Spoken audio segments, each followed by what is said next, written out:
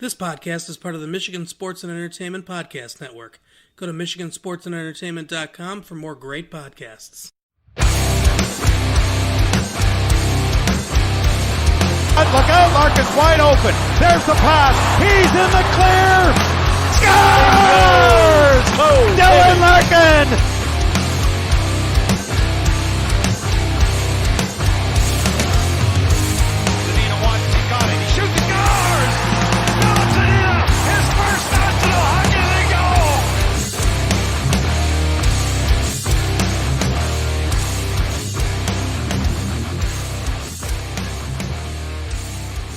Yo, what's going on, everybody? Welcome back to this week's episode of the Hockeytown Rundown. I am your host, as always, Chase Huskisson. I'm joined by my co-host, Jay Croft. What is up, Jay?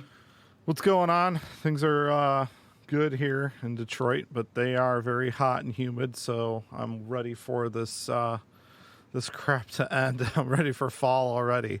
I'm not a summer guy, you know, like I like it nice outside. It's fun, you know, there's a lot of vacation stuff going on here, but I really could do without the 90 plus degrees and the 100% humidity. It's hot as balls out there. I'm sorry, man. It's just, it is hot. It's humid. You know, I'm a ginger, so I don't need any more sun than I've already gotten in my life. So I'm ready for training camp, buddy. I'm ready for hockey to start again. It's already been a few weeks since the Stanley Cup playoffs ended. I'm ready to talk Wings games and watch them again. So exactly. Let's get this show on the road. Yeah, let's go. So we have a little bit of news this week that we wanted to talk about, and we're gonna, dive into some other things later in the episode. But I think some of the big things we wanted to talk about, Red Wings news related, is that Tyler Wright, the director of amateur scouting, he ended up actually going to Edmonton. He's no longer holding position with the Red Wings. And that's definitely an interesting move. We've seen, a lot of movement in the scouting team, and I think, Yzerman is starting to get some of his guys in place, and it's definitely interesting to see some of the moves he's choosing to make here. But it looks like Wright is going to go over there and join Ken Holland and company over there in Edmonton. So what are some of your thoughts on that kind of move and what kind of impact that'll have going forward?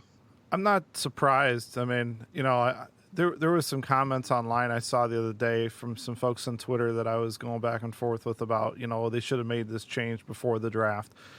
It's not realistic, and even, Max Boltman was kind enough to pipe in there, and he pretty much confirmed that. Like, they're not going to make changes like this, right before the draft. I think Yzerman came in, April 19th or something like that.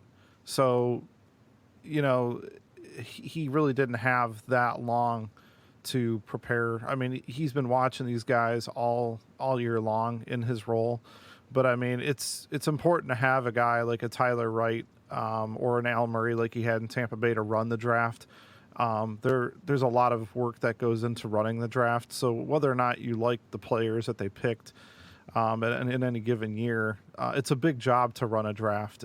There's a lot of things, a lot of moving parts that go along with it, and it's not just about picking the players. So I think Tyler Wright did a good job for Detroit. I mean, I think there were some drafts we'll talk about in a little bit here that I think were kind of, I wouldn't say total busts, but, there were a couple years, it looks like 2015 and 2017 in particular, that we're not too sure what's going to come of those drafts right now. There seem to be a lot of misses from those, but Yzerman even said in an interview last week that, if you can come out of the draft with 2 players per year that are playing regularly at the NHL level, you're doing pretty darn good. I was actually thinking he was going to say something like 3 or something like that. I mean, but he kind of confirmed that, you're hoping every year you get at least 2 players that really turn out to be something at the NHL level. So if that's the case, most of Tyler Wright's drafts that he's headed up have been successful because, you're seeing a lot of the guys that we've picked in the last, 5 years or so turn out to be Red Wing players. So overall, I think it was a good I think it's good for both Edmonton and Detroit. Edmonton obviously was struggling with their drafts. They really weren't able to, build a lot of depth through the draft with their current staff, looks like. And Detroit, with Yzerman coming on board, he obviously wants to do things his way. It's interesting, though, because, just reading on the changes that were made. So Tyler Wright, it looks like he was let go, and then Edmonton picked him up. I don't really know how that whole thing was orchestrated. It's very possible that, this was stuff that was discussed ahead of time, and Tyler Wright already knew about it, and Ken Holland had already had conversations with him. But regardless, it looks like Yzerman was ready to make a change at that position. Jeff Finley was an amateur scout that was let go, and Andrew Dixon is gone. I'm not sure if he retired or not. I know one of those scouts retired, but that's a big shakeup to the amateur scouting team. And then Archie Henderson was a scout for the Red Wings, a pro scout, and he ended up leaving and was given the director of pro scouting job in Edmonton. So in Detroit, he had just a pro scouting job. He had been a director of pro scouting, I think, for some other teams. Can't remember off the top of my head who that was, but apparently Yzerman offered him a contract to stay, but obviously, he was comfortable working for Holland, and he got a promotion out of it. So, that makes total sense for him to make that change. But I don't really know what impact it's going to have on Detroit. It sounds like Detroit is going to promote Chris Draper to Tyler Wright's job. And if that's the case, I think that's pretty exciting, because if you remember, Chris Draper is the player that I guess really pushed for Tyler Bertuzzi and had seen a lot of him. And there was a lot of criticism thrown Detroit's way when we took Bertuzzi in the second round. And you'll remember that's the trade where we moved down in the draft to pick Anthony Mantha and picked up that extra second round pick. And that's what we used to get Tyler Bertuzzi. Yeah, absolutely. So it's definitely interesting there that, Chris Draper would be, kind of put in that position. I think that's definitely something we've sort of seen. I like, personally, I like the fact that not only that they're filling guys, in these roles that have, former, connections with the team. Obviously Draper playing for the Red Wings at one point. But, it's just one of those things that these guys are obviously know the game, and they know sort of the inside stuff. And, when these guys keep an eye on players like this, it's good. I mean, you guys, that's the kind of sight that you want in your scouting team. And, you can, it's always a lot of back and forth about whether, oh, well, this guy was good and this guy wasn't. And, like you were saying, a lot of Wright's drafts and stuff like that in terms of scouting, he, did a good job. I mean, there were at least a couple of players in a lot of the drafts that he did that he was successful. But it's definitely interesting that, and when staff changes and stuff like that happen, because it's good. You see Yzerman bringing his own guys in, and that's obviously what you want. And, it's good to see that kind of shake up, and you knew that kind of stuff was going to happen, especially when, he's kind of new in this, new in the area. I shouldn't say in the area, but, it's obviously a new realm for him in terms of a GM role. So, like, I guess what I'm trying to say is just, it's pretty expected. I mean, the moves aren't any big, kind of splash moves by any means, but, you could definitely say that, they definitely have a lot of impact in terms of just, overall team success and what, just the kind of prospects that, they're looking at. Because, like, I think Jay mentioned to me, off air, it's just the fact that, I think that Draper shares a lot of the philosophies and, shares a lot of similar ideas with Yzerman in terms of scouting and players he's looking at. And I think that's important for, the future of the team. And, he's obviously aligning people who have similar thought processes with him in terms of running the team. And so, yeah, that's definitely interesting sort of way to look at that move there. Chris Draper, too, I don't mean to cut you off, but no worries. Chris Draper, I've heard on a lot of different interviews over the last couple years with Art Reckner and some other, I think, I don't know where else I've heard him interview from, but anyway, you know, he's not a scout yet. Like, I mean, he's seen a lot of games. Like they've sent, you know, I know Holland basically when he started working in the front office, basically pretty much told him to go see a crap ton of games, you know. So and he's, you know, he knows what he's always been a smart player, you know. So I mean, you know, I think that Yzerman knows what he's doing here, but the interviews that I've heard him talking about some of the prospects that the Red Wings could be looking at in the top 10, you know, when I think the year that they drafted Rasmussen, like his analysis of, you know, what they liked about Rasmussen was really interesting to me, you know, like, and I think that just the way that he's looking at, you know, how they're building this team, you know, he clearly knows, you know, what he's looking for. And obviously Yzerman has some specific things in mind about what each player, you know, that they're looking at drafting, you know, what each player has to offer. And there's some sort of a profile that they've developed, you know, so they know, you know, these are the kind of players that we want to bring in the organization. Obviously Draper is in line with Yzerman on that.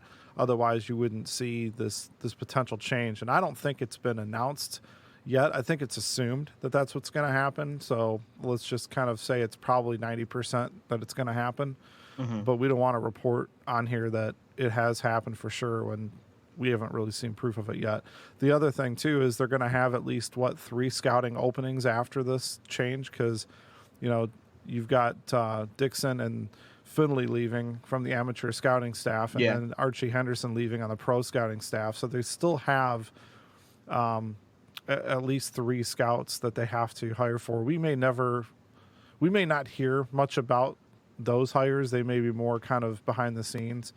So that'll be interesting to find out, you know, if they bring anybody from Tampa over or something like that. It'll be interesting to find out kind of who fills those spots. But I think probably the most important thing is going to be, you know, if Draper really takes that lead role, because that's really going to kind of determine how they run the drafts and the kind of players that they target throughout the year. Yeah, absolutely. You know, and that's definitely, you know, an interesting, and I kind of use it as a segue almost.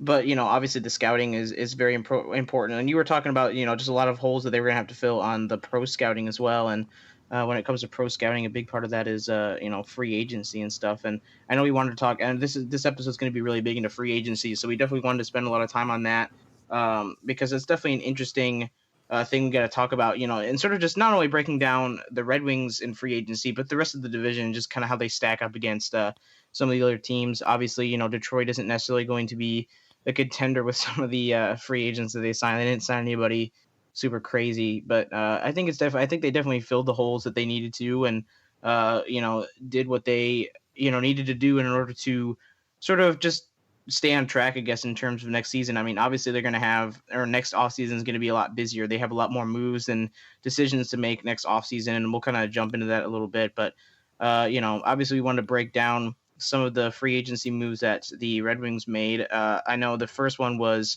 Valtteri Filppula. They ended up signing what is he, like 34, 35, I think? 35-year-old center.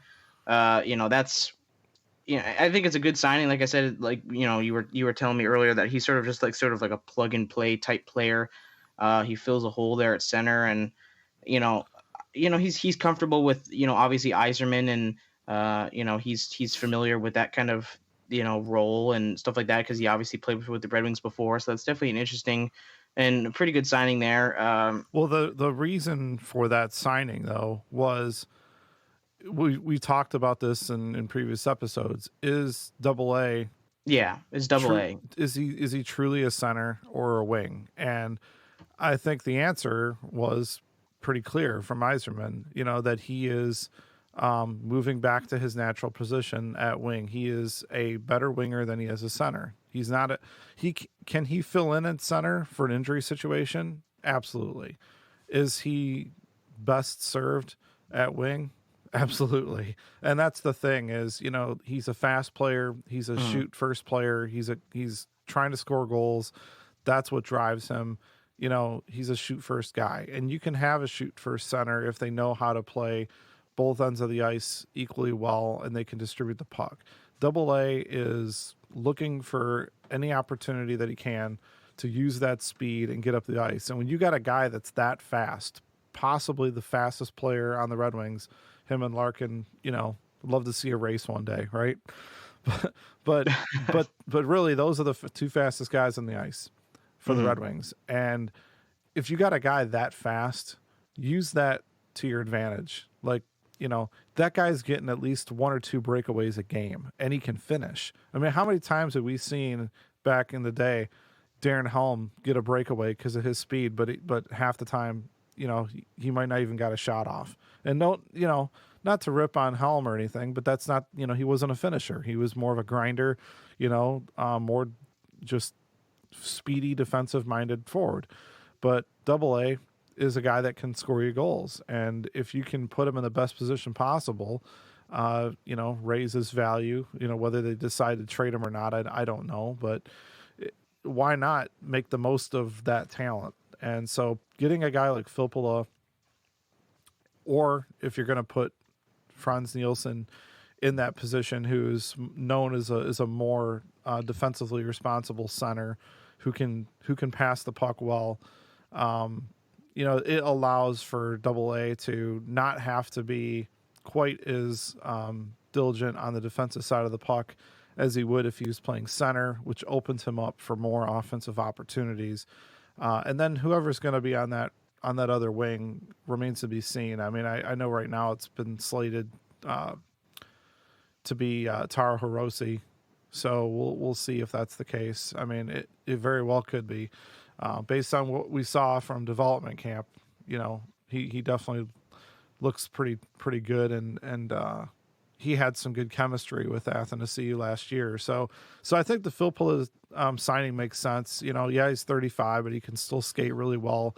He's a smart player. He's got a high hockey IQ. He, like you said, Yzerman had him in Tampa, so he knows what he's getting out of him. I don't think they're expecting anything major out of him. They're expecting a guy that can play with, young players or veterans equally well, that can, play, good face-off guy, can really help out, that's the thing too. If they bring Zadina up, you want a experienced center to play with him, or yeah, exactly. Unless you've got like an Austin Matthews or or an Eichel or, even Larkin playing with somebody like Zadina that's that supremely talented at center.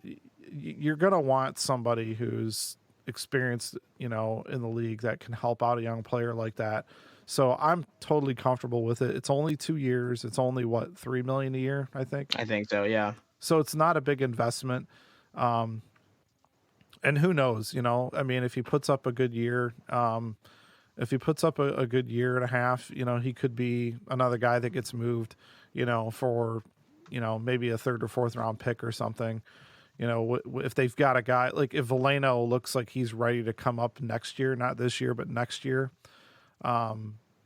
he's a guy that they could possibly jettison off to another team, because the contract isn't bad. By that time, he'll only have 1 year left at $3 million. That's not much at all for a team that's looking for center depth in a cup run. So I don't see anything wrong with that move. I like it, and I don't know what your thoughts are, but I think it made sense. No, yeah, I completely agree. I mean, I think that you pose a really good point there, and the fact that Athanasiou just fills that role better on winger, and we talked about that a lot last season. I think is just the fact that Athanasiou is, as long he's not necessarily a bad center, but his role definitely does fit a lot better as a as a winger, and we talked about this in the offseason as well.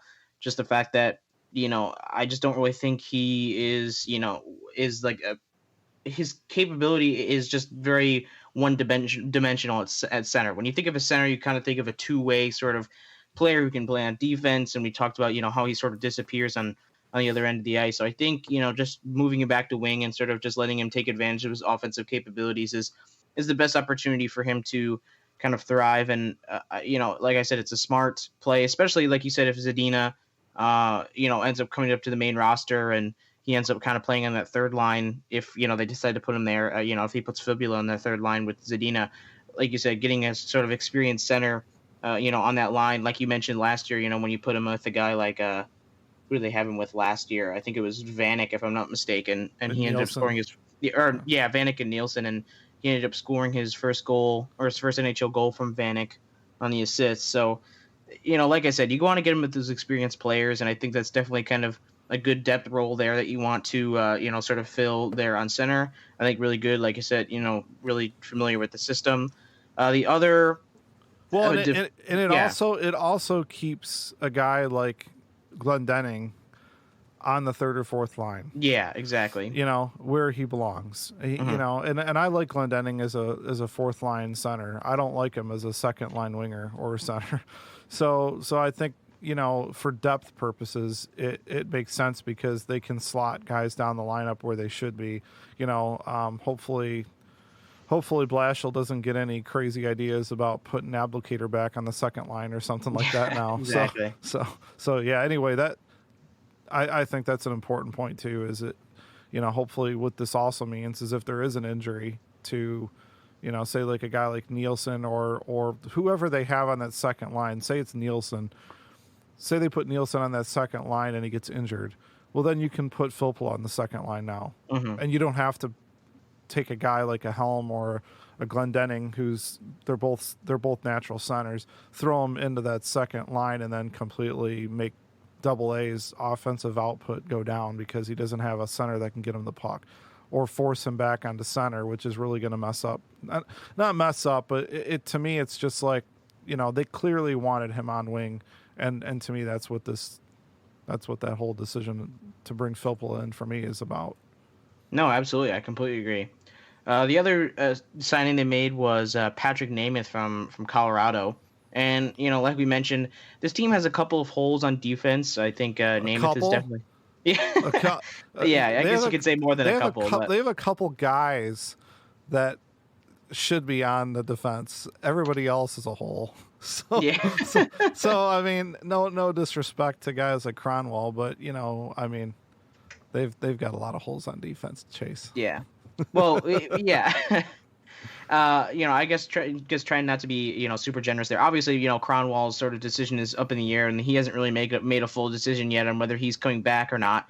He hasn't made a complete decision on his retirement, and I know a lot of people are speculating that he's leaning towards retirement, which I know. I think he's gone. I think he's gone too. I think because Yzerman already said he knows what Cronwall is thinking, but he's not going to say anything. Yeah. To me, that means he's going to let Cronwall announce it around training camp. Yeah. I mean, to me, that's what that means. Sense, yeah. I mean, I think that it's pretty similar there. I mean, you're not really. I mean, pretty much all the roster predictions you're seeing are without Nicholas Cronwall there, and it's definitely unfortunate to see a guy like that go, especially when he's been the a centerpiece of your defense for such a long time. I'm gonna miss even him, last man. year. I'm gonna miss him too. Cronwall was one of my favorite defensemen for the Red Wings. Post 2002. The whole 2008 Cup run. He had some injury issues before that I think really hurt the Red Wings' chances of you think of the 2007 playoff run where they lost to Anaheim in the conference finals. And the year before that, they really, if they would have had a healthy Cronwall, it would have went a long way. And just the way that he gave up his body to make those hits, I mean, he didn't really put himself out of position to do it, which is, when you saw a guy like a Brendan Smith who was trying to do stuff like that, you saw the consequences of completely taking yourself out of position to make a hit like that and it causing, your team to get scored on. Cronwall wasn't like that. Cronwall waited, he was looking for an opportunity, but he wasn't running himself out of position to do it. If he saw a guy come across the blue line with his head down, I mean, he would lay him out, but he wasn't running around the ice like looking to make dirty hits on people. You didn't see him hitting players from behind. You didn't see him, doing some of the cheap stuff. I mean, he was a Swedish player that played like a Canadian hockey player, really. I mean, he smart, really smart. Not the fastest skater, but a good skater. I mean, it's going to be disappointing to see the Red Wings go forward without him in the lineup because, I think he's a natural leader and he's a warrior, man. That guy played did he play every game last year, even with that knee issue? I believe so. If I'm not mistaken, I have to double check that. I think he's one of the few that played every game. So the thing is, you're losing a veteran player that, man, if you could if that guy just had a little bit more luck with the injuries, I mean, I'd love to have him around a little bit longer, but and honestly, I'd rather see him in the lineup than Eriksson or Daly. Exactly. But unfortunately, we got Eriksson sticking around for at least another year. But what's interesting to me is, they pick up this Patrick Nemeth guy, and it looks like they're gonna play him with one of the offensive-minded defensemen. So that I think Yzerman called out Hronek and said, it gives Hronek, a guy to play with, or not Hronek, but Green. So, I think there's a lot of talk about the chemistry that DeKeyser and Hronek started to have at the end of last year. And then having a guy like Nemeth to play with Green. Well, that's normally a role that you would throw Eriksson into, Mm-hmm. So it's going to be interesting to me, more so than the Nemeth pickup, what this means for Eriksson. I'll be really interested to see if Eriksson makes the final roster. God, you hope not. Well, he could be riding the pine, Yeah. He could be sitting. And don't forget, Eriksson's had his issues as well. I think he's got a hip and a wrist issue. Yeah, he missed some a good amount of games last season. I can't remember exactly how many. Let's see. Yeah, he's been notorious for injuries. Yeah. So he only played 52 games. I mean, that's not counting all the times he was scratched either. But and he could have had that hip issue. I think it was his hip or his wrist. I can't remember which one it was, but there was an article that came out a few years ago where he said that he could have like some sort of surgery on it, and it probably would take care of it. But he didn't want to be out of the lineup. Like he was afraid to lose his job, basically. Which is just like, okay, so you're going to skate around like a bum, and take up a spot because, yeah.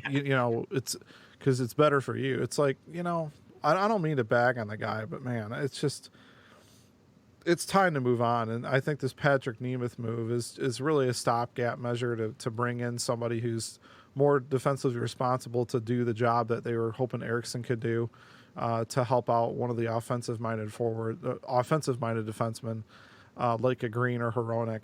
So we'll see how. I mean, he's good at blocking shots. He's somebody that they can use on the penalty kill.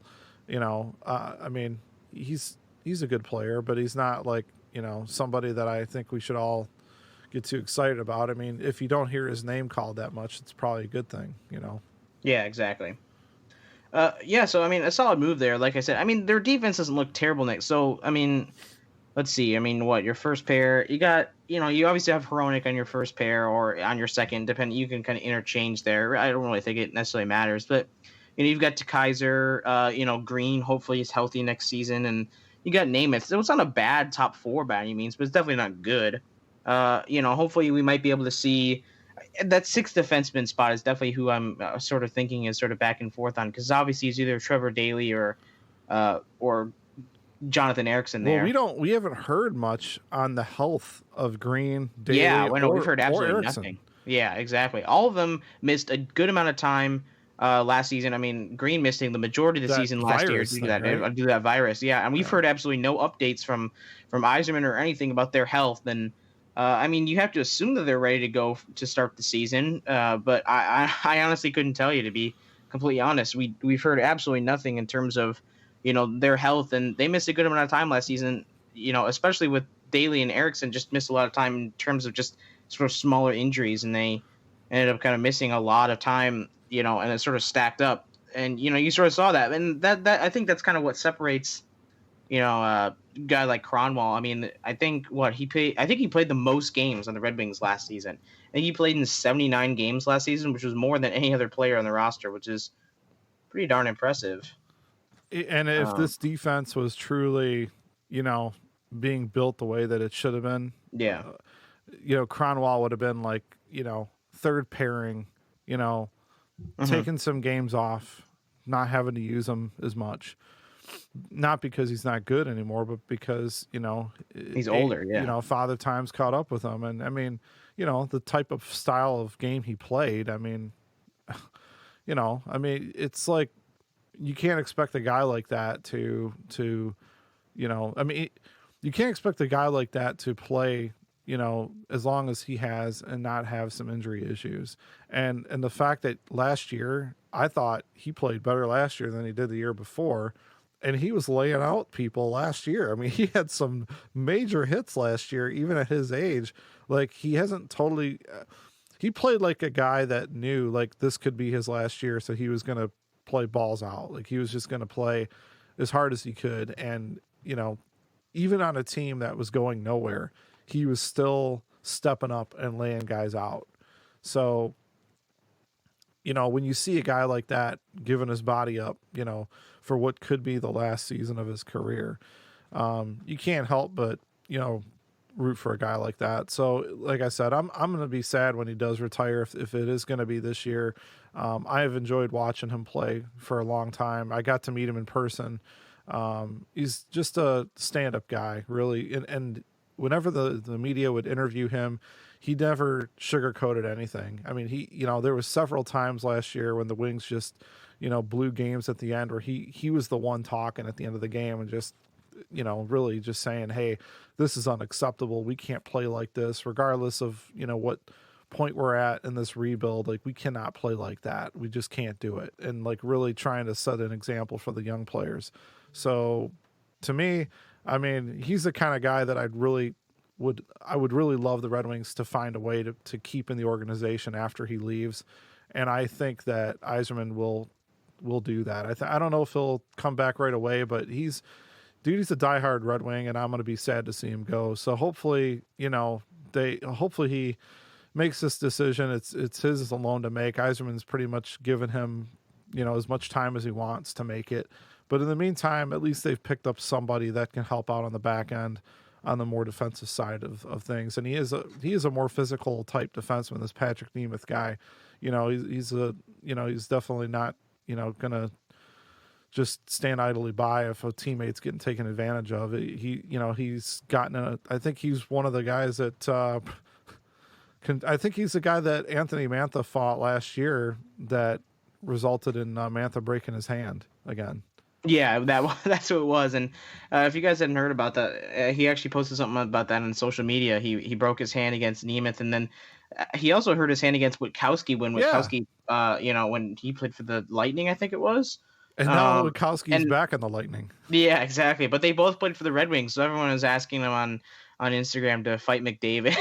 So he would end up playing for the Red Wings. But I just think that's kind of funny, and that he sort of addressed that situation. But yeah, Nemeth, if you guys don't remember, he fought him last season in that game against Colorado and broke his hand or fractured whatever bone it was in his hand, and he missed some time. But it's definitely Mantha just needs to get a pair of brass knuckles or something, man. Exactly. Whatever. But I love the way that Mantha stands up for teammates. I don't love him being out of commission for 20 games a year. So, I mean, I'd love to see him hit that 30 goal mark this year, because I think he's definitely a 30 goal scorer. But the other guy that the Red Wings picked up was Calvin Pickard, which is a depth signing at goaltender for Grand Rapids. It's a one-way deal.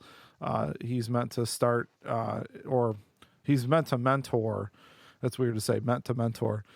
He was signed to mentor Philip Larson, and I don't know who's going to be starting more games in Grand Rapids. I guess it's Larson's job to lose.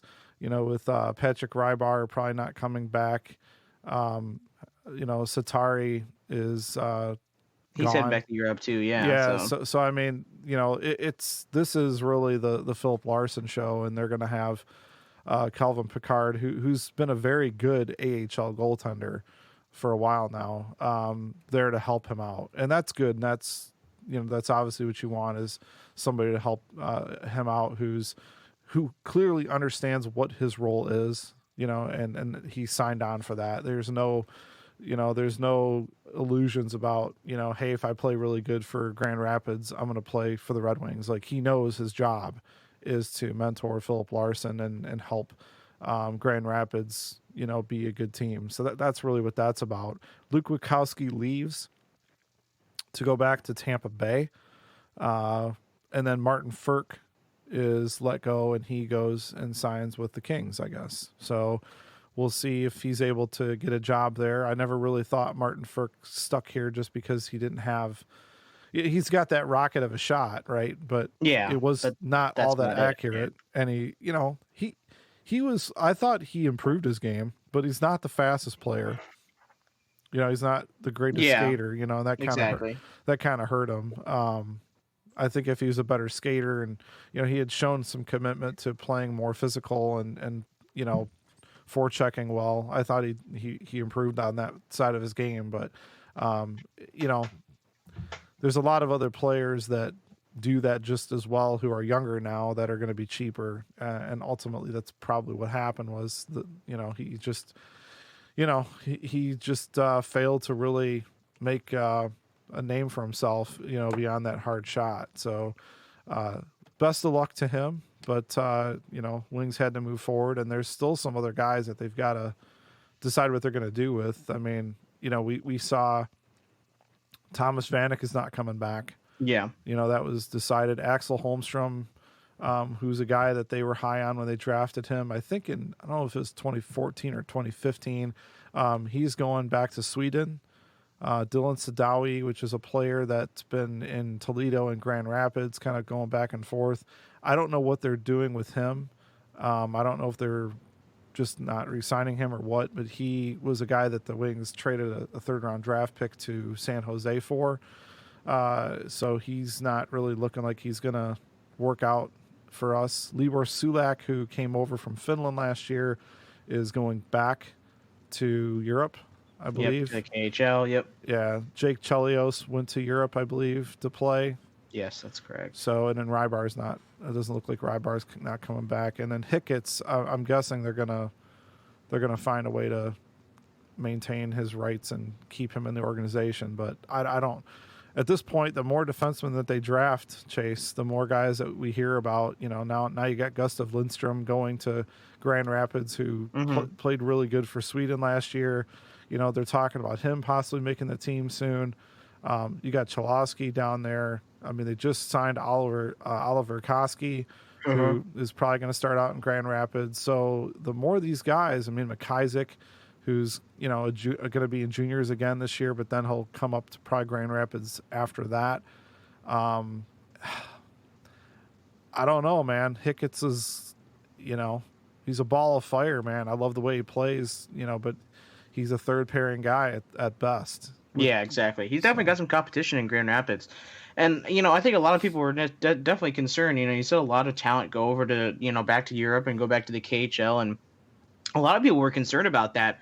One of the players that I was kind of, upset about losing was Libor Sulak. I was really looking forward to seeing him play a little bit more and him, watching him develop. But I don't really think his game ever necessarily developed to the American style of play. He just didn't contribute much in Grand Rapids. I mean, the guy could skate, but he wasn't much of a contributor. So and I don't really know how good he was in his own end, and that was something that they tried to work with him on. And you never know. I mean, the whole idea is, you draft as many of these guys as you can. That's why the Red Wings drafted so many defensemen this year. I mean, if you look at what happened just before the draft, Yzerman pretty much, I think 5 of the guys that they had drafted in 2017, they pretty much already decided not to sign them. They didn't offer them contracts. Yeah, 5 of the 11 players they took in 2017, they didn't even sign them. I mean, and that was 2017. That's not, I mean, this is 2 drafts ago. So, they've had a lot of hit and misses on defense. Sulak was a guy that, it was kind of like, it's basically, like the Oliver Koski thing. They brought him in. They're hoping that he can, kind of capitalize on the success that he had in the Finnish Elite League, which the Finnish league is a very good league. We'll see, though. I mean, Koski's more touted than Sulak was, so maybe Koski will work out better than Sulak did. But, Sulak was already, 24, 25 years old, I think? Yeah, he was older, I think. Yeah, I'm pretty sure he was 24, but I could be wrong. But So, yeah, we'll see. I mean, they didn't lose much. I mean, all it was a contract, and it was a 1 year, so it's not like they gave up anything to get him, so... Yeah, so that's definitely, like I said, I mean, that's definitely kind of interesting. I'm excited to see guys like Koski play. I know Koski was someone who, was a potential to, make the main roster next year, but I think Grand Rapids kind of makes the most sense for him. They got to see what he can do in his own end. That's the exactly. thing. He's got a great shot, and he's fast. But how is he going to do in a smaller rink? And, I heard he's not exactly the most, he's not he's not exactly like a two-way player. He's more of an offensive defenseman. So they're going to have to really work with him to see what he's able to do to play with NHL players at that speed, and how he handles making decisions in his own end. I think that's why you're going to see him starting Grand Rapids, to see kind of how his adjustment is. No, yeah, I think that's definitely a good point. There's definitely a good amount of guys to keep your eyes on. Like you said, Cholowski is definitely another interesting name to keep your eye on, because, it's definitely up in the air on whether he's going to start in the main roster, because he did start in the main roster last season, I believe, and then he finished off the season in Grand Rapids for a good amount of time. But I definitely think he's someone who could make the main roster. I think, he sort of fits on that third pair, and would either skate with Daly or Eriksson, whoever they decide to put down there in the third pair. On that put line. a pylon out there. If you're gonna bring up Eriksson or Daly, you might as well just put a chair out there. I don't know. I mean, look, I would love to see Cholowski out there. I think that I think it's really up to him, though. I think they're going to give him. Yeah. I think they're going to give him the opportunity. Part of it, you hear what Yzerman said is, I know we picked up Namath, being that we already have so many. I think the concern was, why are you bringing in this veteran defenseman when we already have this glut of veteran defensemen on our team. And Yzerman said it's not going to block any of the prospects from making the team. This is basically insurance, and so that if these guys aren't ready yet, we have a good, responsible defenseman to put back there. And really what that means is, look what happened at the beginning of last year. Look what happened. You had Green go down, Daly go down, Eriksson go down. They started that first game. I was at opening night. I mean, they had like 4 rookies playing defense.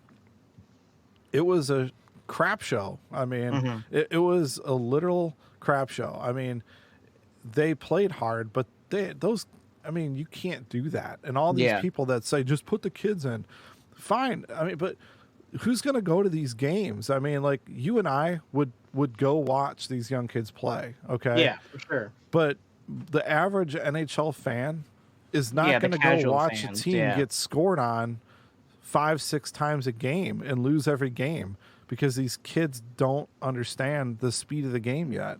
Like, it's not about how fast they are or how hard they shoot or how good of a playmaker they are. On defense, that's important, obviously, but you're playing against guys who, have been playing in the league for years, that are fast, that are all big. They're better than every player that they've ever played with in junior level. So you're playing up another level, and the decision-making is what's so important.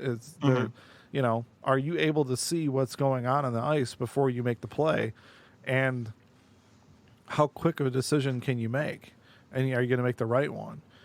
That's really what, when you bring a guy like Patrick Nemeth in, you're bringing him in not to be, this big contributor on defense, but you're bringing him in to kind of just hold his own, to have some stability back there to help out whatever offensive defenseman he's playing with, and protect your goalie.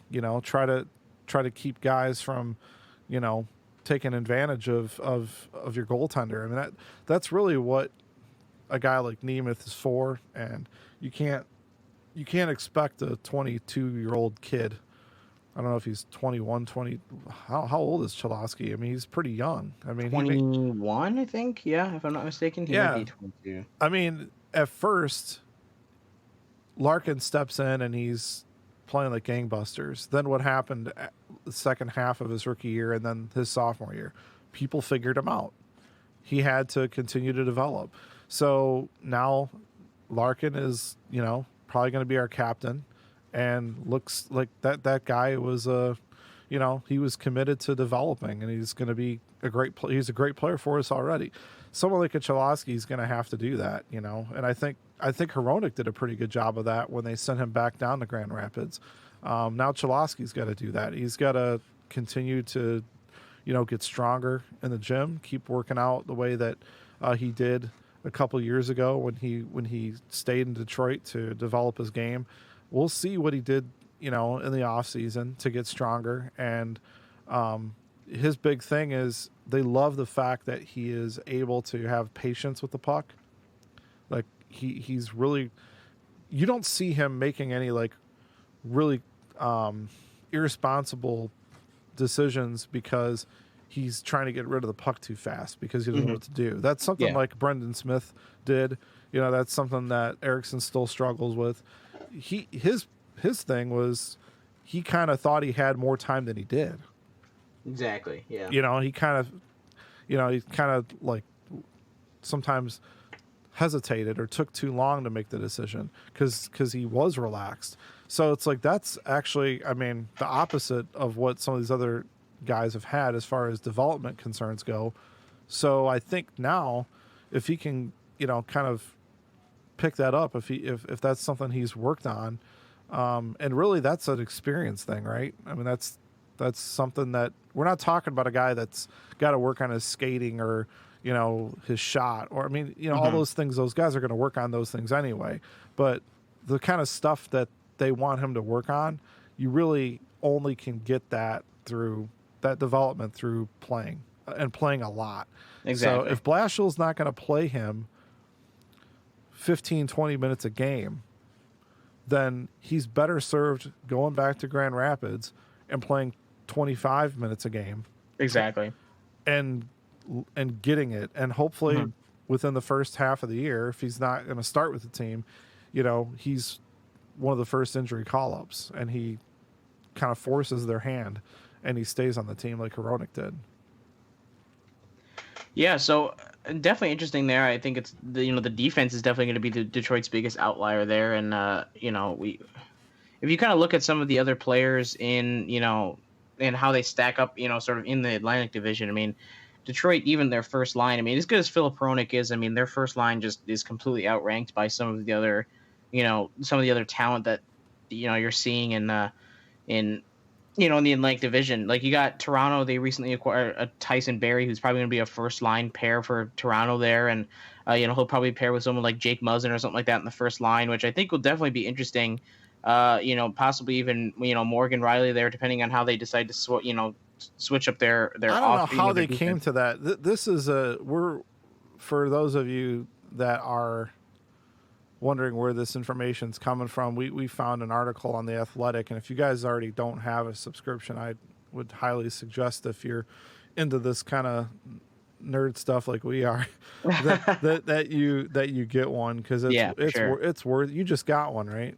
Yeah, I just got one. I love it. I use it a lot, and I definitely enjoy all the articles. Like you said, we brought in Max Boltman in last week's episode. If you guys didn't listen to that, you guys should go check that out. We brought him on for an interview, and he's actually the athletic writer for the Detroit Red Wings. So we're definitely very involved with the Athletic here on the podcast. So I think you guys should definitely check that out if you guys don't have an account. But what were you kind of saying about that? Well, I was just saying the article that we were looking at today is kind of like Buffalo Sabres centric, but it's still a good reference, and just kind of looking like you said at kind of who they have slated for the top pair.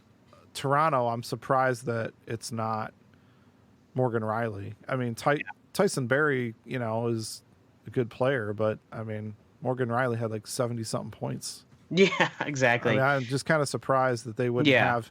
And the thing too is Jake Muzzin wasn't played on the first pair at all last year. I mean, there was times that people were freaking out that Babcock, put him on the third pairing, So, and I don't know.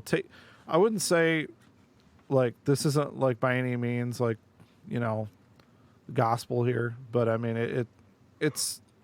it gives you an idea of kind of what the depth looks like for each of these teams in the Atlantic Division, because this is primarily the reason why I think Detroit is still going to be a bottom 5 team next year, is that this Atlantic Division is next to the Central Division is probably the toughest in the league. Oh yeah, absolutely. It's some good competition. So yeah, I mean, we'll get into kind of we both talked about some bold predictions here.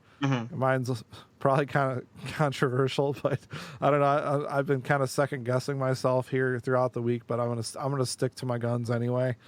But the whole thing is Boston, Toronto, Tampa Bay, they're not going anywhere, and then Florida I think has gotten a lot better, both team and management wise. And now you've got Montreal is continuing to work on their team. As long as you have Carey Price healthy back there, it's going to be hard to score goals on them. Exactly. So it's going to be tough, man. I mean, Ottawa they're totally going with all kids. I mean, so Red Wing fans, the folks out there that are saying we should just we should have just blown it up and go with all kids. Follow the Ottawa Senators this year, and then tell me after watching that for, I don't know, a quarter of the season if you still feel that way.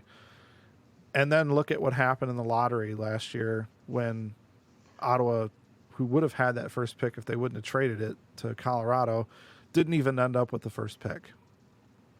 So you want to watch kids play and get scored on all night long and, look like the 1985 Red Wings that lost 57 games, go for it.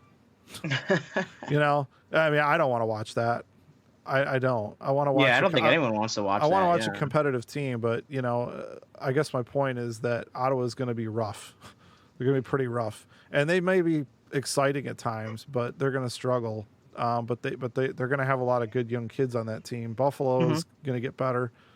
So, I mean, it's a tough division, man. And I think that just seeing kind of how Detroit's, kind of going back to what you were saying on the defensive pairings, first pair looks like it could be DeKeyser and Hronek, and I think that's what it's going to be. I think that's probably that makes accurate. no sense. And look at how far down. I mean, they kind of rank it as 7 out of 8. And that's kind of pushing it considering Ottawa's got Thomas Chabot, and exactly. Chabot is better than anybody the Red Wings have right now. Yeah, exactly. So they got a couple of holes on defense. Yeah, I was gonna say more than a couple. It's obviously, getting better. Yeah, it's getting better, and I'd like like we mentioned, obviously they drafted and they've heavy in defense, and they've obviously they're clearly prioritizing defense going forward. I think they've got a good defensive core and some good prospects going on in Grand Rapids and other places. I don't really think we'll see any of the guys who they just drafted anywhere near Grand Rapids. I mean, you'll probably see more at Cider. I mean, probably in the next couple of years. But again, think about this. In 2 to 3 years, this defense could have DeKeyser still, because he's under contract for a while. So. Yeah, he's under contract for what? And Hronek. 5 years? Yeah. Yeah, Cholowski, Moritz Seider, Gustav Lindstrom. I mean, we don't know what Koski's going to be, but, look at the other guys that they drafted. I mean, there's McIsaac still. Yeah, exactly. They've got a lot of good defensive talent in their pipeline.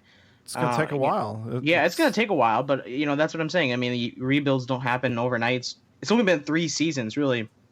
I think this is their 3rd season of the rebuild or at least their 3rd season where they missed out on the playoffs, which I guess I kind of count as a rebuild sort of season. But again, I think it's definitely one of those things where obviously the rebuild's going to take time, but you're sort of cautiously optimistic about things. But their defense next year is definitely going to be their biggest outlier, because I don't really have a lot of issues with their offense. I mean, obviously that fourth line is still awful, but you've got some good. If Zadina gets called up next year and you see a lot of Hirose next year, there's there could be some exciting moments next season on offense. I think that their first line is set, but that's it. That's it. Yeah. The second line has, double A on it. But when this rebuild is all said and done, when they're like contending for playoff positioning, I don't even know if Hirose's on the second line. He's probably a third line guy. We don't know if Kuffner, who scored a ton of goals in college, is gonna step his game up and make this team. But I mean, wouldn't it be cool if on the third line you had, a guy like Kuffner and, Hirose maybe playing together, Yeah, I mean, exactly. Or say Kuffner, improves his game enough to where he's able to be a two-way guy. And, say he's a fourth line guy who can score goals, but he can play gritty and can play defensively responsible.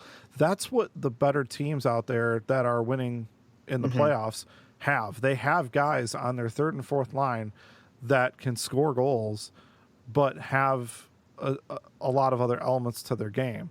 Right now, Detroit has a bunch of guys like De La Rose, Christopher N., Dominic Turgeon. A lot of these guys that all they can do really is skate pretty well, and they play good defense. That's it. They offer no offensive output at all. And that's, I know that's harsh, but it's true. And that's the problem, is the Red Wings have this first line that has had a half a season together, because it took that long for Blashill to figure out that they should be putting, Mantha with guys that can actually pass the puck good. So, and Bertuzzi got elevated to the first line. So you've got that first line that looks like it's got some really good chemistry now. Yeah. Mantha saw it played, last year. Yeah, Mantha played great in the World Championships, So, I mean, there's a lot of excitement there. Athanasiou now has a guy that can play center, that let him play winger, the wing position.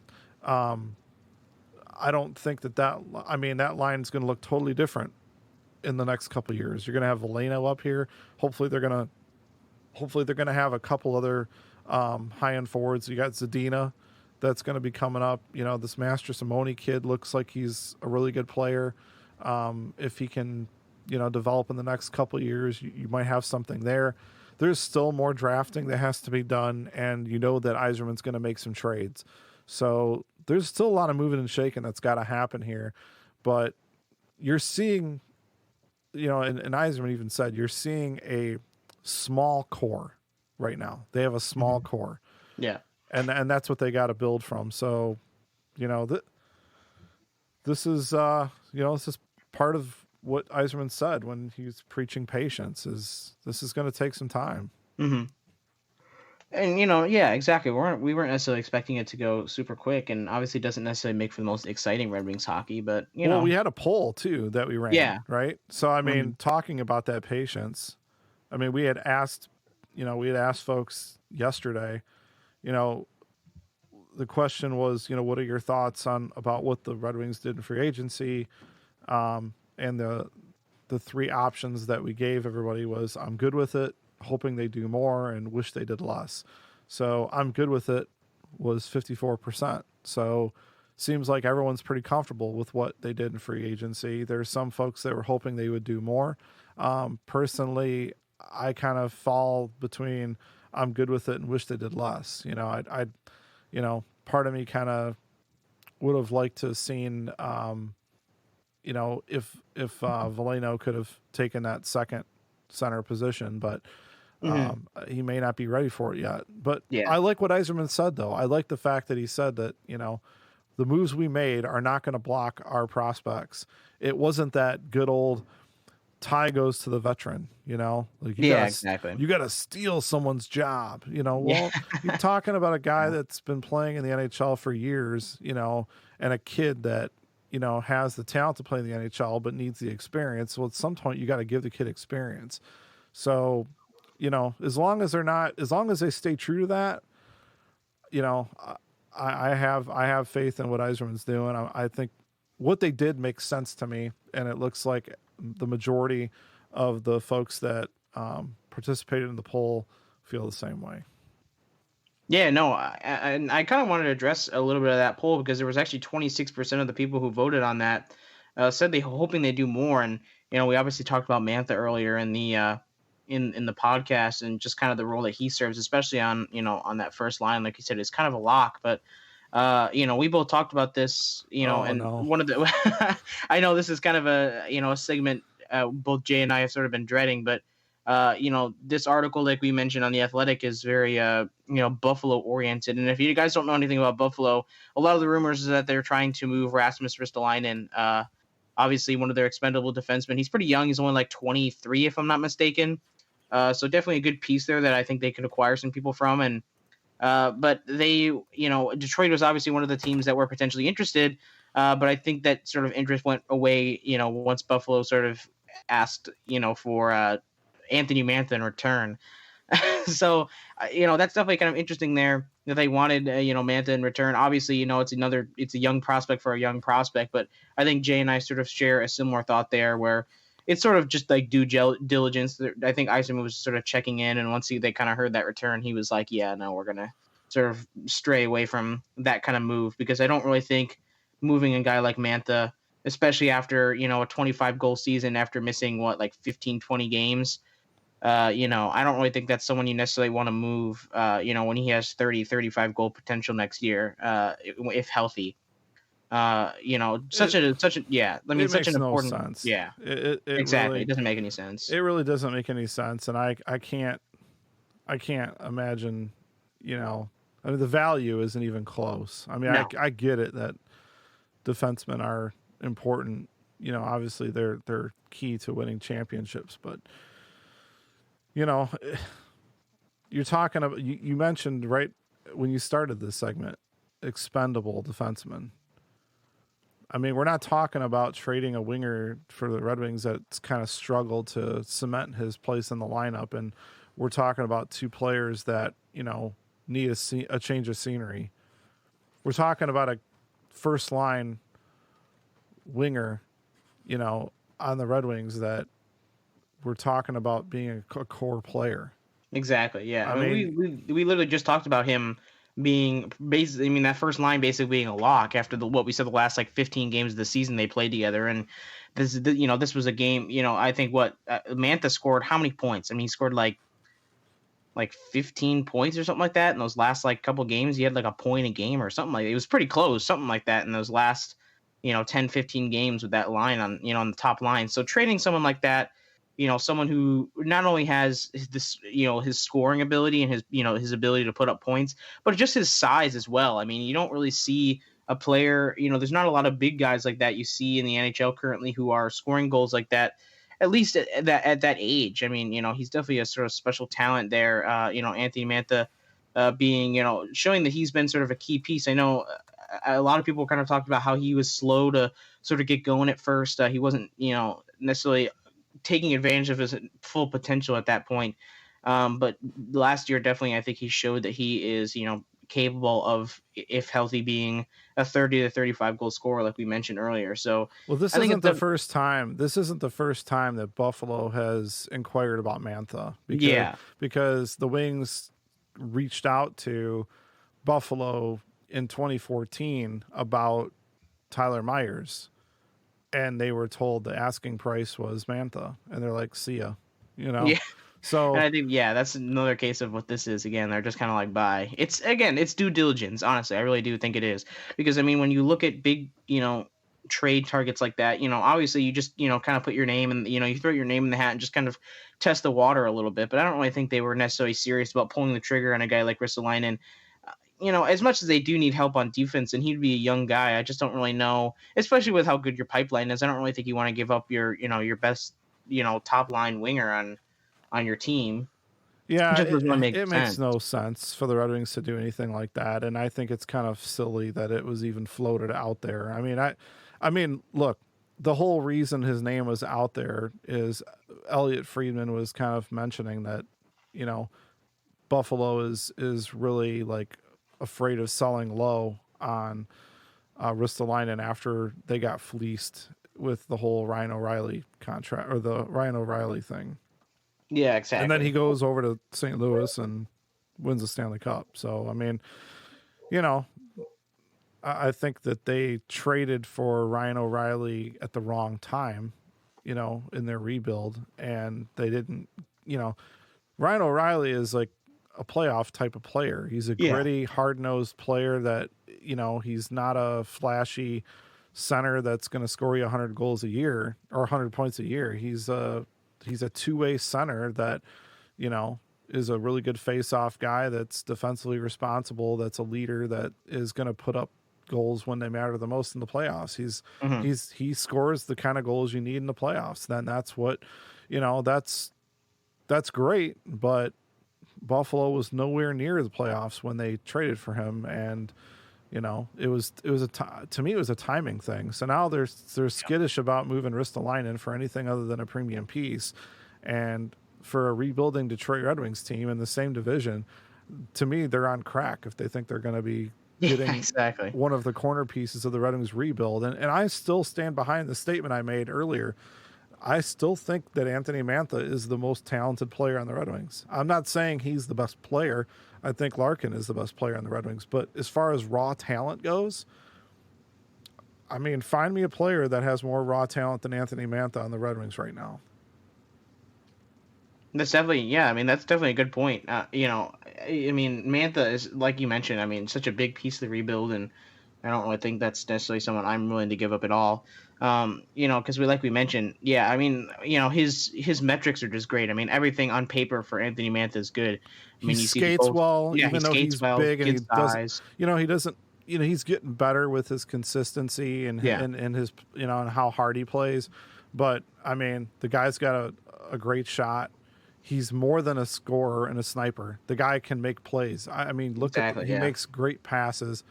You know, I mean, I'm sorry, but I mean, I'm not giving up a player like that for a defenseman that has failed to really cement. I mean, his play. We're not talking about a guy who like is even a number 2 defenseman. Mm-hmm. Okay, and this is a team. Buffalo is in the same boat we are. They're rebuilding. They started their rebuild before we did, but they're rebuilding. Yeah, they're coming out of the rebuild. You know, I mean, they've got some good players, but I mean, they're not. I mean, they don't have They don't have like great stability in goaltending yet. Their defense, you know, still needs work. You know, they don't have great depth on offense. So, you know, to trade a guy like Ristolainen, it's almost weird to me that they're trying to move the guy. And, you know, I don't know. But whatever happens with him, it's not going to result in the trade with Anthony Mantha. I just don't see it happening. So, exactly. So as far as I'm concerned, that's ridiculous. Yeah. Another thing that's kind of ridiculous is, you know, another player that's available, or I should, you know, kind of available in the Atlantic Conference is Mitch Marner. Obviously, the asking price is going to be pretty high there for the 21-year-old. I mean, obviously a great scorer, and you know, I think we talked about this off the air a lot. I think, you know, Toronto's in trouble in terms of some of the players they have to sign. Obviously, you know, Marner being a restricted free agent, I know that Toronto has just, you know, decided to sort of test the waters and see what they get. But honestly, they want 4 first-round picks in exchange for Marner. Well, so this is I don't know that I wouldn't say he's actually available. Yeah, he's not. He's a restricted free agent. So any team that wants to acquire Mitch Marner is going to have to make him an offer. So first of all, does Mitch Marner have any desire to play anywhere than Toronto? Probably not. I wouldn't see any reason why he would want to play anywhere but Toronto, because he knows that, you know, Toronto, honestly, he pretty much knows that Toronto's going to pay him the money. And here's why to me, this is just ridiculous, because I find it hard to believe that he's going to be anywhere other than Toronto. So here's the thing.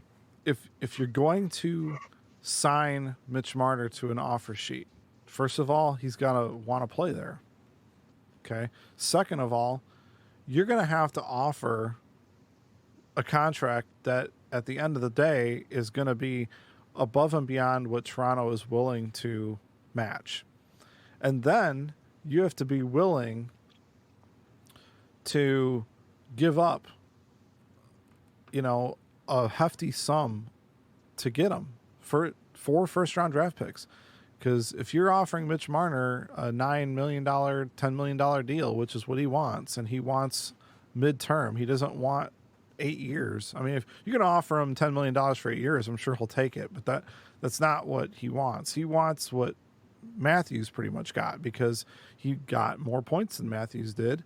And he's, I mean, he doesn't like, there's some things he feels he wasn't treated the best. I mean, he got, at one point the year before, he got put on the 4th line, I mean, the guy wants to get paid and wants to be respected among his peers, and feels that he should be, and that, they screwed up by paying Matthews that much this soon with that term. They should have locked him up. They should have bought more years of free agency from Matthews, and they didn't. Yeah. So now Marner wants the same thing. He wants to make big money for, around the same term. And Toronto does not want both Marner and Matthews coming up for their next big contract at the same time. Absolutely not. They just signed William Nylander to a huge deal, and they got him playing on the third line. To me, they're going to have to move William Nylander to make this all work. I don't see how this works without trading Nylander. They already can't sign Gardner, who I think, was really good for them, but they can't re-sign him now. Tyson Barrie is going to be looking for an $8 million deal when his contract is up. He's only here for 1 year after that trade with Colorado. So, you're paying Nylander what, $7+ million a year. Austin Matthews is making huge money. Mitch Marner would make huge money. Morgan Riley would make huge money. You can't put a team on the ice with good balance with that many players making over $7 million like that. You just can't. And so what this means is a team that would offer sheet Mitch Marner, it's not going to be a team like Detroit, because if it is, you're handing Toronto at least, out of the 4 picks, probably 2 more lottery picks. And Toronto's already in their championship window right now. Yeah, exactly. You'd be setting that team up for the next decade, at least. Okay. Exactly. And Toronto knows how to draft. They've got some good scouts. They've proven that. They know how to. They have good scouting team, and they have endless supply of money. So they outspend everybody pretty much when it comes to front office. I mean, they've got positions I've never even heard of before. It's like The Office. If you ever watched The Office, Dwight was the assistant to the branch manager, assistant regional manager. No, the assistant to the assistant regional manager. That's kind of what they've got going on over there. They're bloated. I mean, they've got a lot of money going out, and they have an endless supply of it. So my thing is, the team that would offer sheet Mitch Marner would likely be a team that's already kind of at that point where they're ready to contend, and they have to have the cap space. How many teams right now that are cup contenders have $10 million in cap space right now? Yeah, exactly. I don't know of any. Yeah, right now. I mean, really. I was like, yeah. So exactly. So who's going to offer him? Who's going to offer him that kind of money with that kind of term and give up 4 first-round draft picks? Mm-hmm. I don't see it. Yeah, it just doesn't make any sense. Yeah, I mean, but that's the thing. I mean, obviously, you're going to put out a high asking price. You're not going to go out and lowball it. I mean, obviously, you want to start high in your negotiations, but that's the thing. I don't think he's going. I think that's sort of what Toronto has in mind. They're going to put a super high asking price out there, and if someone takes the bait, then wow, okay, you literally just set yourself up, like you said, for the next decade. But they don't think anyone's going to take the bait, because if anyone does, that would be stupid. So yeah, it's just it's one of those things where it's got to be the right team. Yeah, and I don't know kind of what you got Montreal doing their thing, offer sheeting Sebastian Aho. They didn't fully commit to that, because if they did, well, it was stupid. Yeah, Like, there was no way that Carolina was not going to match that. Yeah, exactly. And they basically laughed, because it's like, well, Tom Dundon's their owner, right? I forget who their general manager is, but the general manager pretty much laughed and said they just made our lives easier. I don't have to spend all summer, negotiating a contract, So that was kind of like, I guess what I heard was that they did that as a secondary move, because what they really wanted to do was offer Braden Point from Tampa an offer sheet. Yeah. And pretty much from what I understand, Braden Point does not want to play for anybody but Tampa Bay right now. No, I mean, that makes sense. I mean, why would you want to leave? Yeah, I was going to say, why would you want to leave? I mean, this is a team who scored literally the most points in the NHL last season. I mean, obviously saw a first round exit, which is, in such Tampa Bay fashion. And we talked about this offline the other day about, this is why I'm so happy that Yzerman is on the Red Wings. Yeah. And to a certain extent, Holland did a really good job with restricted free agents. He was a crap show at times with UFAs, especially overvaluing some of our grinder, and depth players, But I mean, look at the contract that Larkin is on right now. So, if you had a chance to sign a guy that's going to get you, major points, like a veteran player that's going to put up, 80 plus points a year, it's understandable with the market, every year things change, that they could make more than Larkin. I don't think that that's going to stop the Red Wings from picking up a guy because they don't want him to make more than Larkin. It just, things are different now. But you can't tell me that when AA puts up another 25, 30 goal season next year, that the Red Wings are really going to pay him more than Larkin. Yeah. Right? They're not going to do that. I mean, yeah. So Toronto's put themselves in a situation where now Mitch Marner's looking at the rest of the league and he's saying, I don't care what this guy got or what this guy got. All I know is I just scored 100 points. And I've done this for more than one season. I've put up big numbers. And you're telling me that I'm not as valuable to the Toronto Maple Leafs as this guy? I'm just as important to this core as Austin Matthews is. Exactly. So I want to get paid like that. And I want that kind of contract too. I want the ability to make good money and then be able to, look for more before I'm, 27 years old. Cause that's one of the things you have to hit to be a UFA.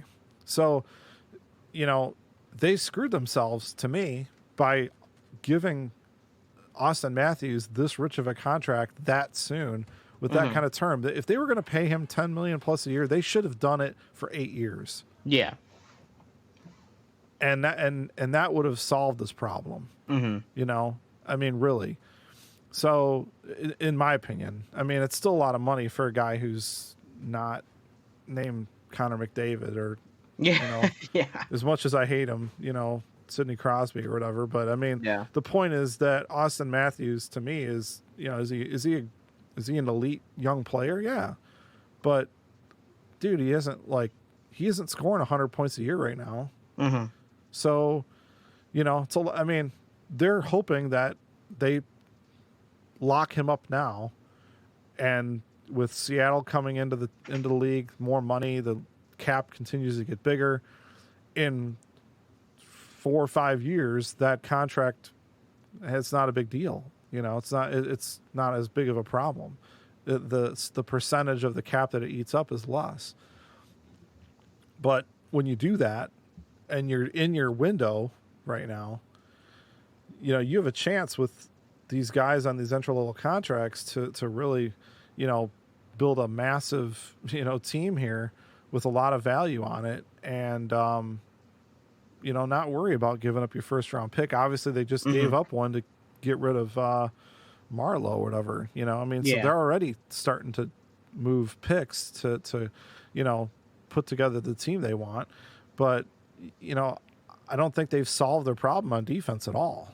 No, not at all. I mean, like we mentioned, obviously they just acquired, Tyson Berry, and, they have, like we said, Jake Muzzin and, why can't I remember, Morgan Riley. But I mean, and then your other three defensemen are Cody Ceci, Ben Harper, and Justin Hull, or whoever. I don't really know about Toronto's depth on defense. I mean, that's just what I'm reading off this article here in terms of their Cody Ceci is a downgrade from Zaitsev, and they already were trying to get rid of Zaitsev. Yeah. So so I guess the thing is, guys, with what Yzerman's doing here, I think we're not where we want to be.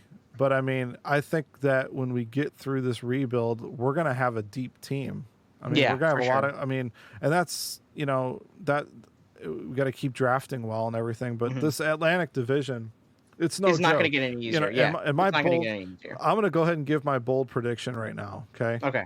Let's hear it. So I think Toronto still makes the playoffs, but I think they make it as a first wild card, not as the third or second team in the division.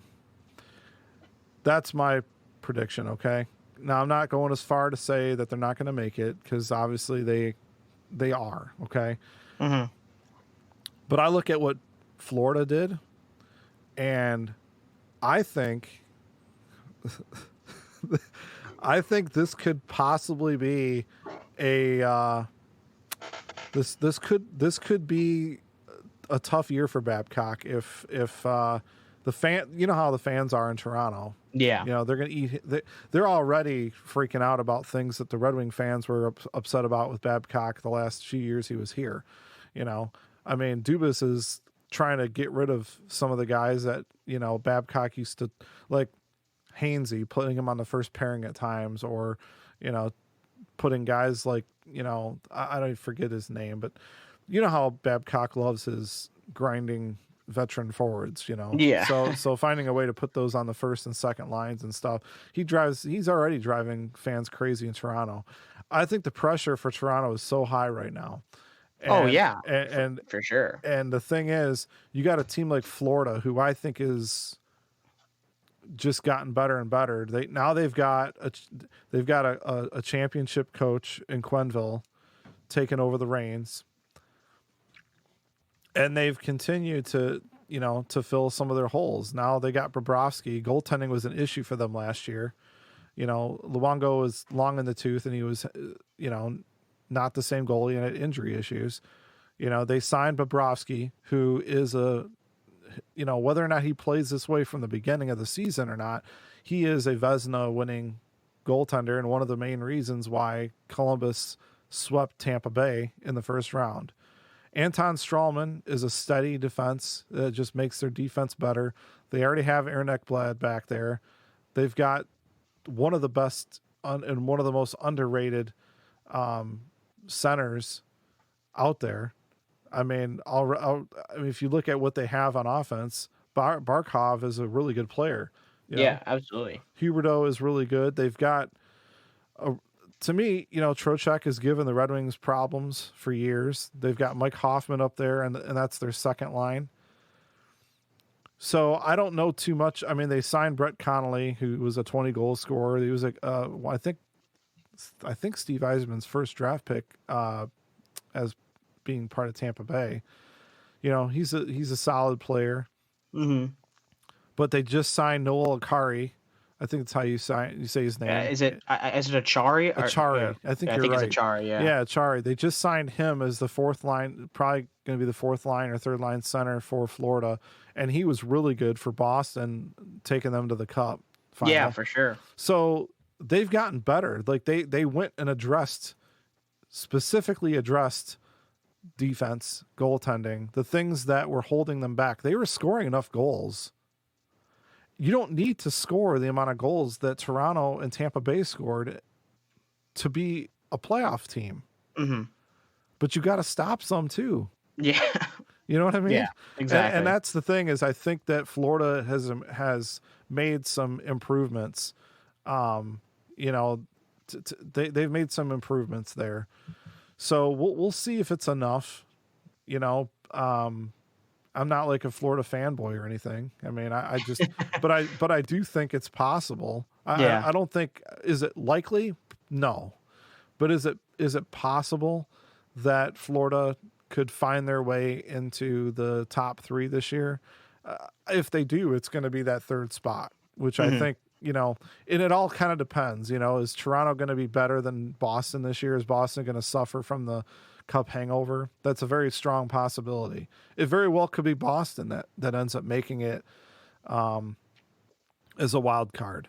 But maybe my prediction is more that I think that Florida finds their way into that spot. But I think Toronto, they're going to have to come out like gangbusters. They're really going to have to prove that they're, you know, that Babcock has been able to get those guys. I just find it funny that they haven't truly bought into Babcock's, you know how Babcock was here, you know, I mean, the commitment to defense. I'm just surprised that he's not been able to get that team to buy in that way, or at least Dubas hasn't, you know, and even before him, Lamoriello hadn't been able to supply him with the players that he wants to play the way that he wants to play. So we'll see. I mean, I guess that's my bold prediction. Like I said, it's not something that I would, you know, put money on. It's a bold prediction. It's not, you know, ultimately I don't know that it's going to end up that way, but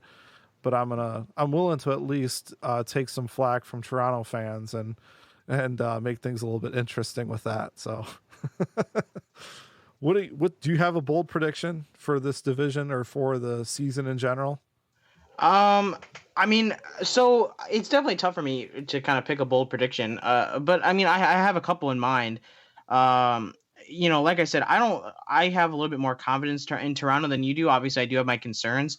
But that is a fair sort of area to put Toronto in. I do kind of think if excuse me, if anything, I feel like, you know, as good as Florida is and as good as they look on paper, I'm just not really sure I'm necessarily completely bought into Florida. I think that, you know, they sort of get that. I think Florida gets a wild card spot for sure. But what kind of impact do you think Quenneville has, though? I mean, I think I mean, he has a big impact. I mean, you know, like I said, you know, the way he ran Chicago and, you know, with a guy like that at the helm, I mean, obviously you've got a lot of really good talent, a lot of good raw talent here, you know, that you're working with. And like you said, I mean, you have one of the most underrated centers in Barkov on that first line, and Huberdeau has been playing really well. You know, they do have a really solid team. I just think, again, I don't know. I mean, the Bobrovsky thing is going to be huge for them. I think that signing is definitely big. You know, in terms of goaltending, I think that definitely boosts their goaltenders a lot, you know, in the offseason. I think that was one of their biggest free agent acquisitions. I was actually surprised that he even left Columbus in the first place. But, you know, it's just one of those things where I'm not really sure, you know. I'm always so hesitant to, you know, to trust teams like that, especially when, I mean, Florida was a very middle of the line team last year. I mean, obviously they didn't have a guy like Quenneville at the helm, and I think that's definitely something that could play a big role in the way, you know, and that's why I think, yeah, they do sneak into a wild card spot. I just don't necessarily know if that for me that pushes them over Toronto. Just like Toronto is, I know they're not very good when it comes to playoff caliber teams. In terms of, at least, you know, in recent years, but there's just something about it is just the fact that Toronto just plays something else in the regular season. I mean, obviously their defense is a big outlier, but like I mentioned to you, you know, sort of, I mean, I was sort of joking, but, you know, offense is the best defense, and sure, they're going to give up a lot of goals, and, you know, their defense is definitely a big outlier, but they have a good, you know, they've got Frederik Andersen in net, you know, they've got a good, you know, goalie in place.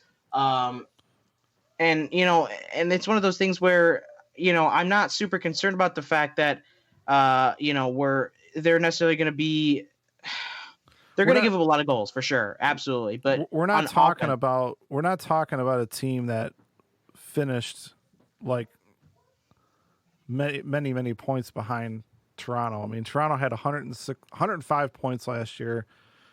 49 wins. Panthers had 44 wins, 96 points. They were, 20 points plus better than the Red Wings last year. So, I mean, they didn't score as many goals as Toronto. I mean, that I think ultimately Toronto offensively is more talented. There's no doubt about it. I mean that's fine. But I think that they're close enough to where it's a possibility. But I agree with you. I mean, I think that Toronto is the better team. But I think that, I will not be surprised if they work their way into that spot. If they work their way into that spot, maybe what happens is maybe Boston actually, maybe they end up taking a hit. You know what I mean? Yeah. Here's the thing. The reason, I like Boston. I know a lot of people are kind of thinking that they're, going to have sort of that Stanley Cup hangover, but I just honestly, it's tough for me. I mean, with how well, as much as I hate him, Brad Marchand played absolutely fantastic last year. I mean, that obviously that first line of Brad Marchand, Patrice Bergeron, and David Pastrnak. I mean, it's lethal. I mean, it's probably one of the best. It's probably the best in the Atlantic Division, and if not one of the best in the NHL.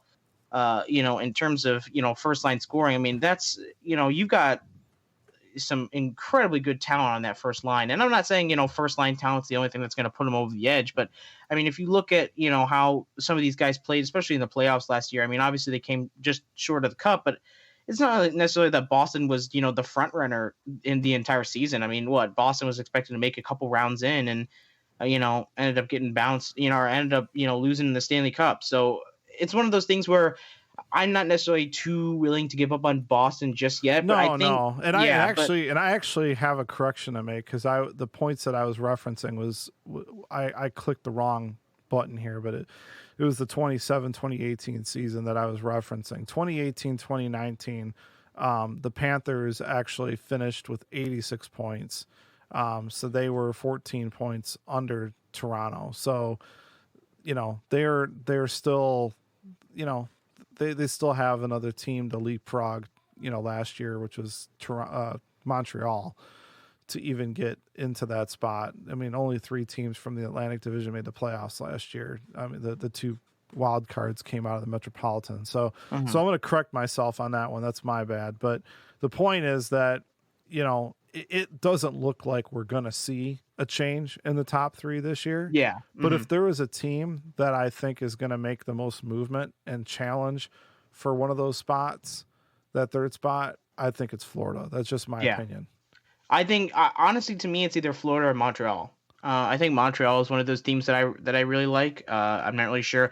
I mean, it's not one of in terms of like actually liking their team. Obviously, I'm not a big Toronto fan myself, but I mean, in terms of actually competing, that's where I kind of put them. I put Montreal and Florida kind of in that spot, and I do honestly think that Florida does beat them out because, like I said, there are a lot of things to like about Florida. Like I said, improved goaltender, new head coach.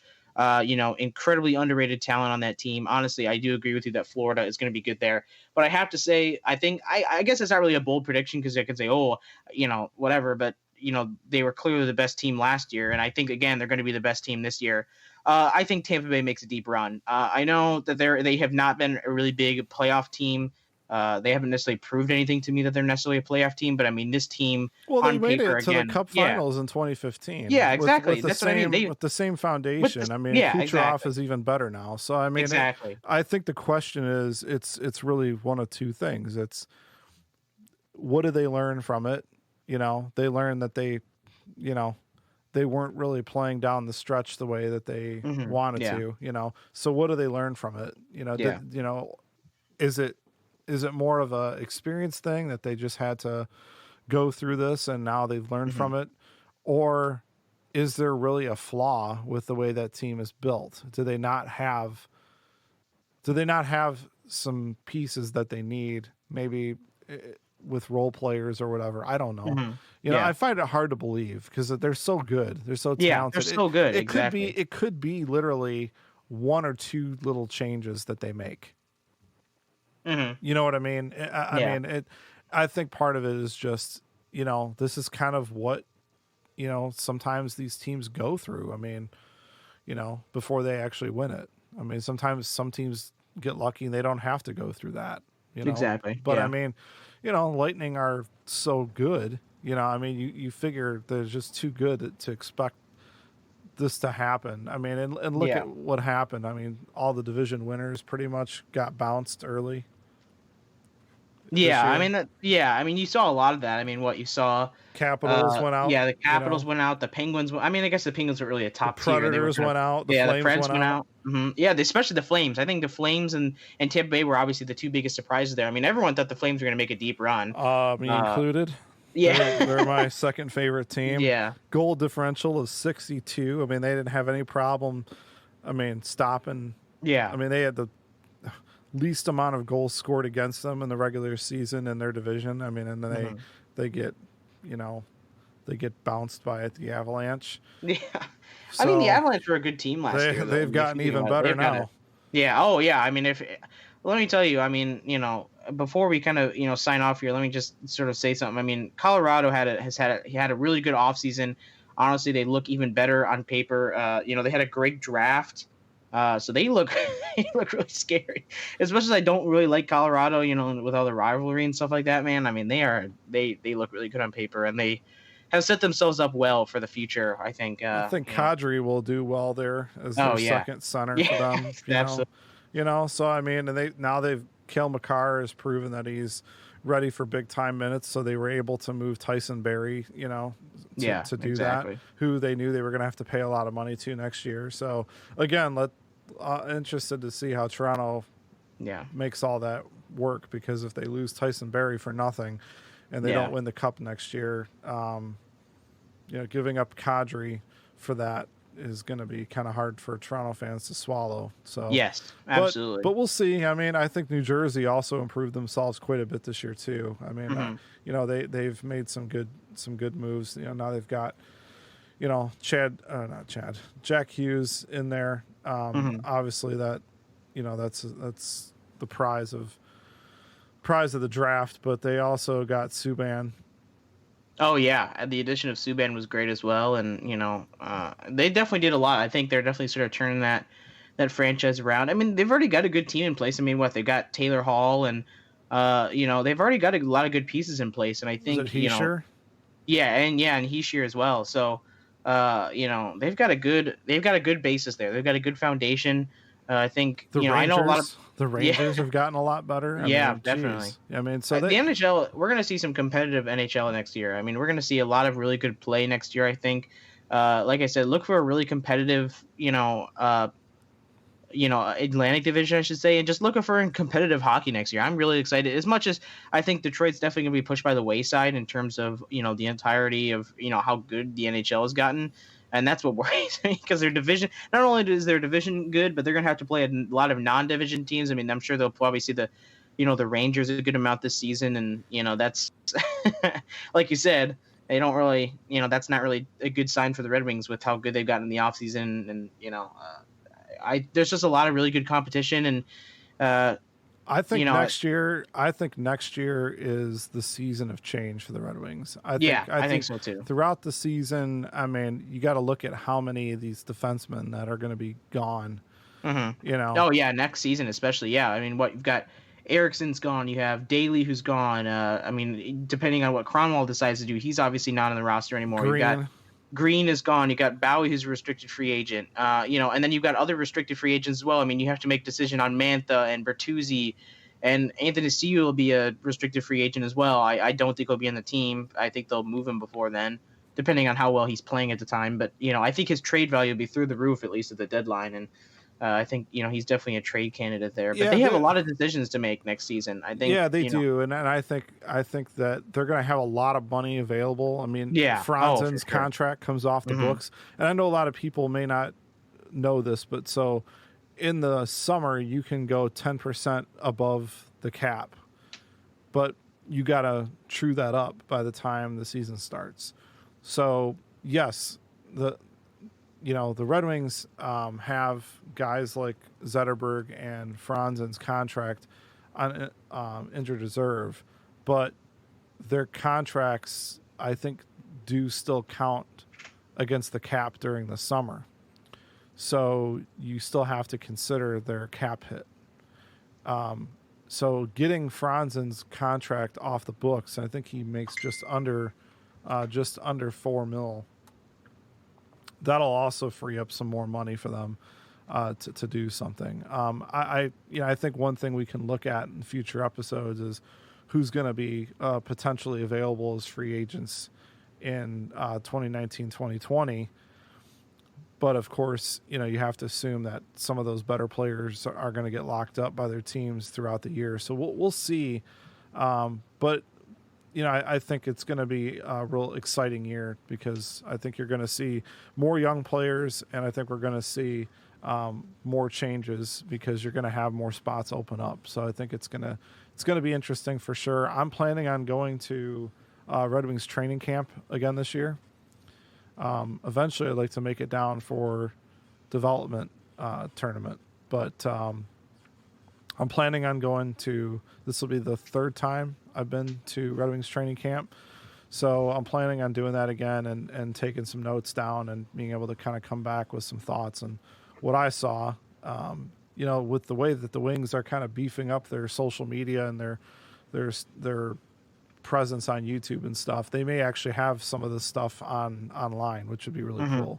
Yeah, definitely. So you can follow along with some of it too. I mean, they did the whole development camp, like that. But but being in Traverse City, I don't really know what their setup's going to be. But it'll be good time, and it's definitely exciting. I think as far as free agency goes, I don't really think the Wings are going to do anything before camp. I know Yzerman said they still have a slot at right wing that they were looking at, but he also said that he wanted to, I forget exactly what the quote was, but he had alluded to the fact that they want to see, if one of their young players can take it, and to me that means, is Zadina ready to take that job? Yeah, exactly. I think that's exactly what they're trying to say there.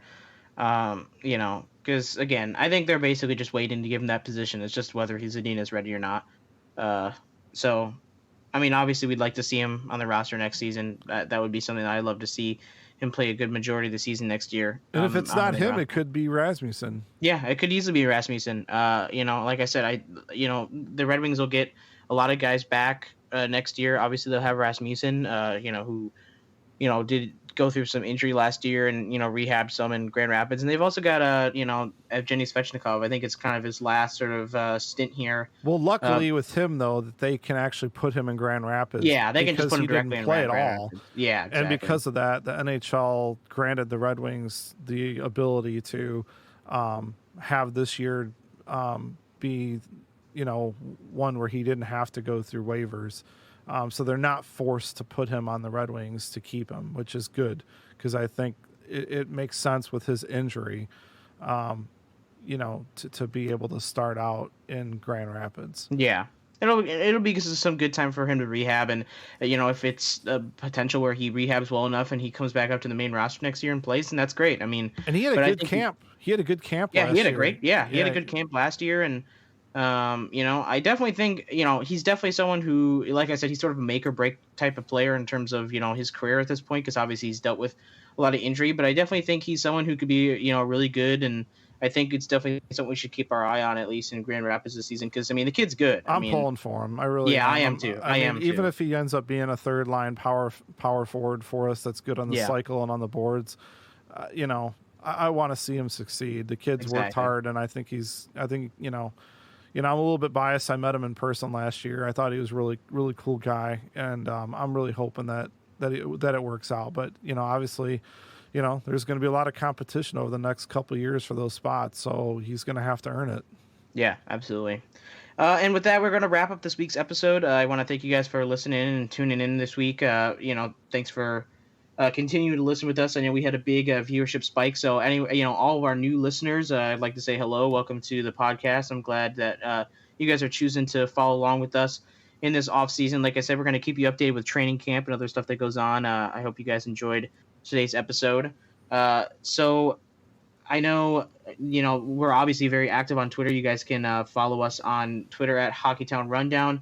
be sure to interact with us over there. We run polls all the time, so be sure to check that out. We're going to have a lot of content going over there this summer, hopefully doing a lot of collaborations. Like I mentioned last episode, we did an interview with the Athletics' Max Boltman. So you guys should go check that out if you guys haven't, and go check him out on Twitter as well. But we're going to have a lot of that this summer. We're going to try to do, have some more people on, and really look forward to bringing you guys some content while the Red Wings aren't playing. And once the season starts going, we're going to be sort of full swing and really getting into and we're excited to kind of happy to bring you guys content this season. So like I said, I hope you guys enjoyed this week episode. I am Chase Sussex. You guys can follow me on Twitter at Chase Sussex. Where can they find you, Jay? I'm at Warm Chord Music. Or you can just go to Twitter and go to JAY_Croft and find me there. But as Chase was saying, yeah, we definitely want to try to do some more fan engagement stuff with you guys. We want to run some more polls. This summer is light on content. Obviously after free agency, things kind of, die down quite a bit until we get to camp. So, let us know if there's some topics that you guys want to hear about. Chase and I have been kind of kicking some different things around here, and obviously as news comes up, we'll talk about it, and we'll we'll preview next season and stuff like that. But we want to hear from you guys. It makes it fun for sure. And then if there's other podcasts that you guys listen to, one of the things we'd like to try and do next year is try to engage with some other podcasts from some other teams. Do something kind of fun with them when we play some of these other teams, and just try to get to know some of the teams a little bit better that we're playing against. It just makes things a little bit more interesting, I guess. So if you guys have any ideas for that, if you have some other podcasts that you listen to, or you're fans of other teams that you'd like to hear us engage with those podcasts more, let us know. It's definitely something that we're open to, and just trying to keep things interesting for you guys. Because this, for us, we love talking about this stuff. We love Red Wings hockey, but in general, we're NHL fans. We want to make sure that we're, offering value to you guys. So let us know what kind of stuff that you guys are interested in. Yeah. So, all right. So with that, we're going to sign off. We will, again, we appreciate you guys listening, and we'll see you guys soon.